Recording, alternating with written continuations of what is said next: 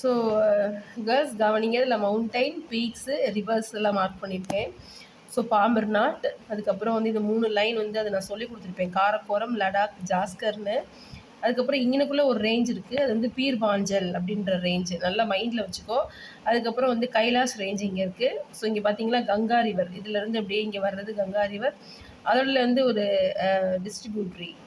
Tributary அப்படின்ற மாதிரிலாம் நிறைய உங்களுக்கு சொல்லியிருப்பேன். இந்த பக்கம் நமக்கு அதெல்லாம் தேவையில்லை. இந்த கங்கா ரிவர், அதுக்கப்புறம் வந்து யமுனா ரிவர், அதுக்கப்புறம் பிரம்மபுத்திரா வந்து இங்கேருந்து ஸ்டார்ட் ஆகி இப்படியே வந்து இதுக்குள்ளே அப்படியே வந்துடும். ஸோ உங்களுக்கு சொல்லி கொடுத்துருக்கேன். இது வந்து வெளியில் வந்து இதுக்கு சாங்போ அப்படின்ற பேர். அதுக்கப்புறம் உள்ளே வந்து அதுக்கு பிரம்மபுத்திரா அப்படின்னு சொல்லியிருப்பேன்.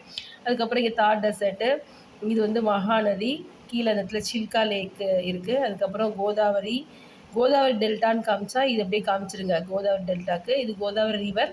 அதுக்கப்புறம் வந்து கிருஷ்ணா, இது வந்து காவிரி. ஒருவேளை காவிரி டெல்டான்னு காமிச்சாங்கன்னா இதை அப்படியே ஷேட் பண்ணி காமிச்சிருங்க.